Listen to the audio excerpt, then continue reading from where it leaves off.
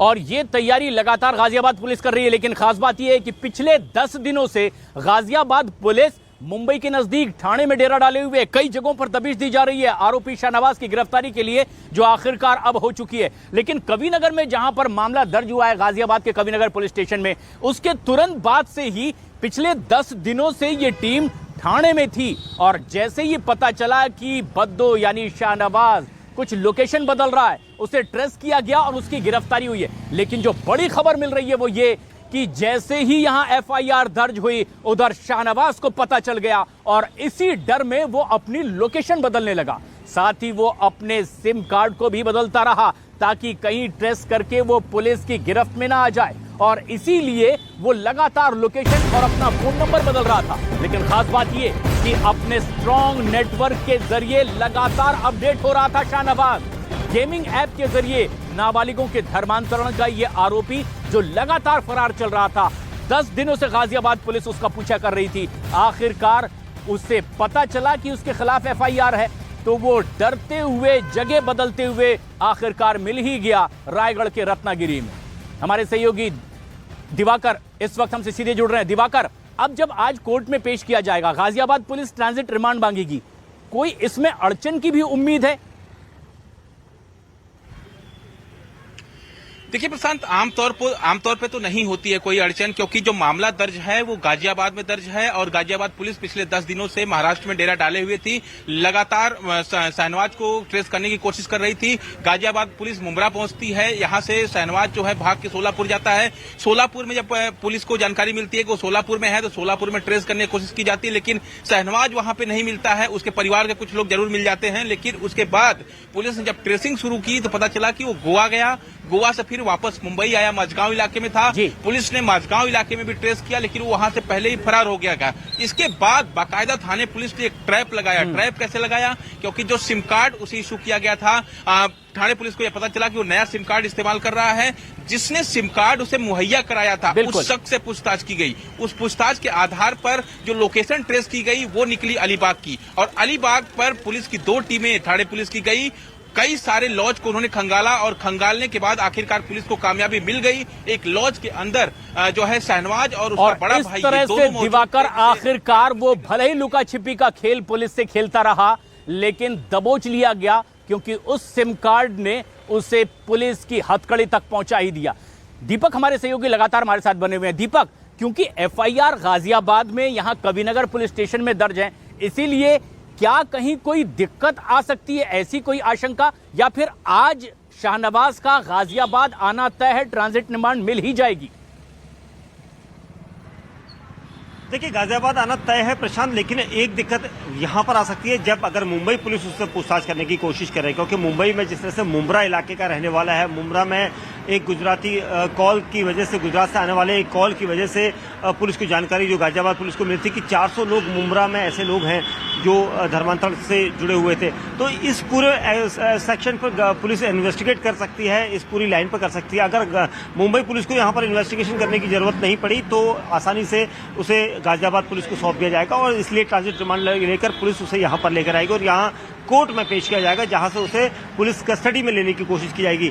तो गाजियाबाद पुलिस का ये पूरा क्लियर है कि यहाँ पर जल्द से जल्द लाया जा सके, ताकि जो पूछताछ का सिलसिला है वो तेजी से जल्द से जल्द जो है शुरू करना होगा। उसके साथ ये सिलसिला आगे बढ़ सके दीपक, और यही उम्मीद कर रही है गाजियाबाद की कविनगर पुलिस की टीम भी, यही उम्मीद कर रही है कि आज ट्रांजिट रिमांड उन्हें मिल जाएगी। लेकिन ये बेहद सनसनीखेज ऐसा मामला जो शायद पहली बार ये तरीका अख्तियार किया गया, जिस तरह के आरोप लग रहे हैं कि ऑनलाइन गेमिंग ऐप के जरिए नाबालिगों तक पहुंचना, पहले तो उन्हें गेम जीतने देना, उसके बाद जब हारने लगे तो यह बताना कि अगर आप कुरान की आयतें पढ़ेंगे तो ये गेम जीत जाएंगे, और फिर उन्हें कुरान की आयतें पढ़ा करके इस्लाम में कन्वर्ट करवाने की एक बड़ी साजिश का आरोप लग रहा है। और एक मुख्य आरोपी अब शाहनवाज उर्फ बद्दो की गिरफ्तारी हो चुकी है मुंबई के नजदीक रायगढ़ जिले के अलीबाग में, जहां नाम बदलकर एक लॉज में अपने भाई के साथ वो रह रहा था। और अब जबकि उसकी गिरफ्तारी हुई है, गाजियाबाद पुलिस ये तफ्तीश भी करने की कोशिश करेगी कि क्या इसमें कोई बड़ा इंटरनेशनल कनेक्शन तो नहीं है।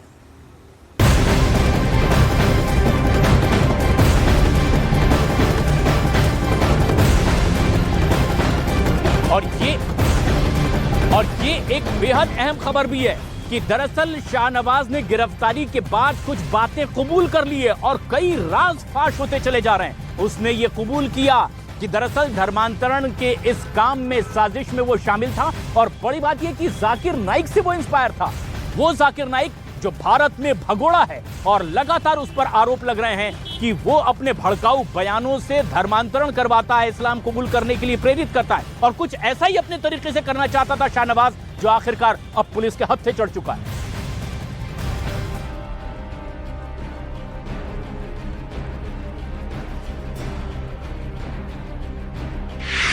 ऑनलाइन गेमिंग ऐप से धर्मांतरण के मास्टरमाइंड पर शिकंजा। ऑनलाइन गेमिंग ऐप से धर्मांतरण का सरगना बद्दो गिरफ्तार।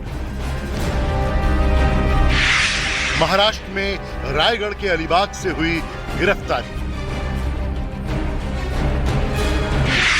गेमिंग ऐप से धर्मांतरण के मास्टरमाइंड शाहनवाज उर्फ बद्दो को महाराष्ट्र पुलिस ने धर दबोचा। गिरफ्तारी से बचने के लिए 31 मई से फरार बद्दो ने पहले अपनी लोकेशन बदली और फिर इसके बाद नाम और पहचान भी बदला, लेकिन महाराष्ट्र पुलिस ने उसके सभी प्लान पर पानी फेर दिया और उसे रायगढ़ के अलीबाग इलाके से पकड़ लिया।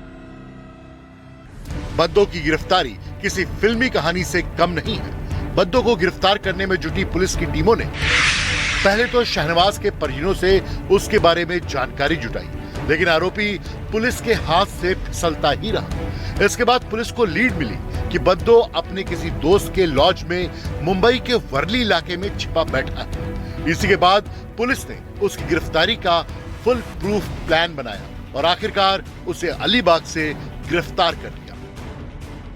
थाने पुलिस ने शाहनवाज के पास से एक मोबाइल फोन और एक टैबलेट भी जब्त किया, जिसकी जांच से धर्मांतरण मामले में जुड़े कई और राज सामने आने की उम्मीद जगी है। सूत्रों ने बताया कि शाहनवाज पुलिस की शुरुआती पूछताछ में कई राज उगल चुका है। जानकारी के मुताबिक शाहनवाज ने पुलिस को बताया कि उसने जाकिर नाइक से प्रभावित होकर धर्मांतरण का काम शुरू किया और फोर्टनाइट गेमिंग ऐप पर अपने गेम के जरिए नाबालिगों को निशाना बनाया। बताया गया कि शाहनवाज बड़े ही शातिर तरीकों से नाबालिगों को अपने धर्मांतरण के जाल में फंसाता था। सूत्रों से यह भी पता चला है कि जब ऑनलाइन गेम खेल रहे नाबालिग शाहनवाज से जीतने का तरीका पूछते तो वो उन्हें इस्लाम धर्म की मदद से जीत हासिल करने की बात कहता, जिसमें वो गेम खेलने से पहले कुरान की आयतें पढ़ने का दावा करता और नाबालिगों को भी आयतें पढ़ने की सलाह देता। हालांकि जानकारी के मुताबिक शाहनवाज इस दौरान खुद को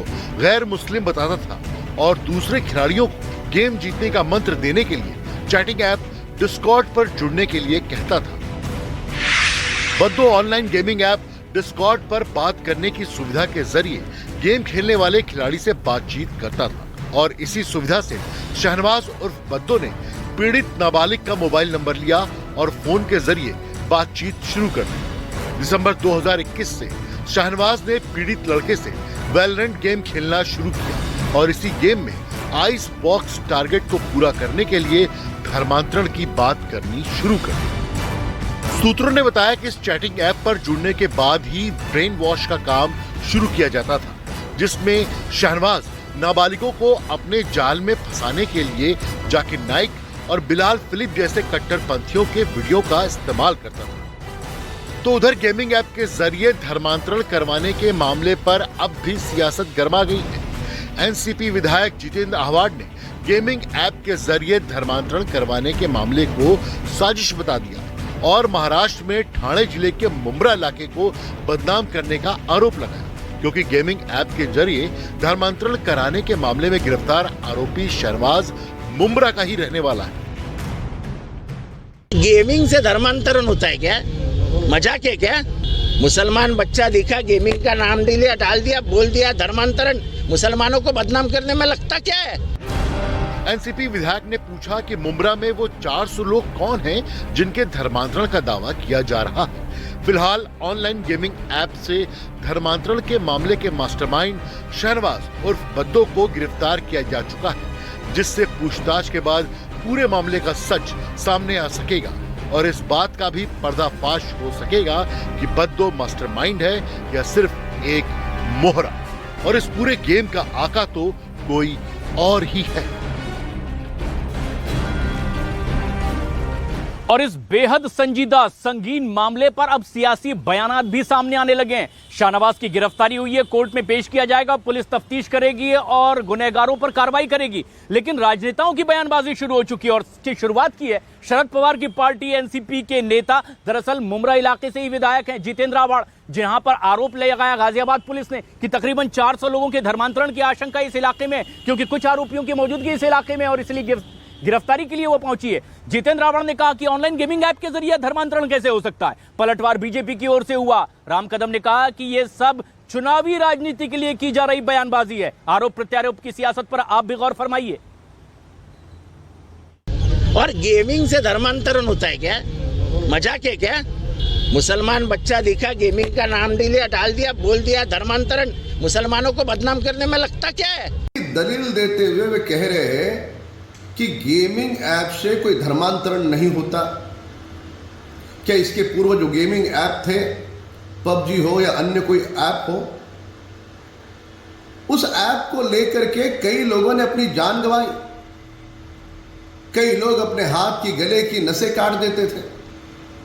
सारे देश ने ये देखा है। ये पता होने के बावजूद भी राष्ट्रवादी दल के नेता की ओर से जो खोखली दलील आती है वह यह दर्शाती है कि चुनावी राजनीति के लिए वे तुष्टीकरण की राजनीति को आगे बढ़ा रहे हैं।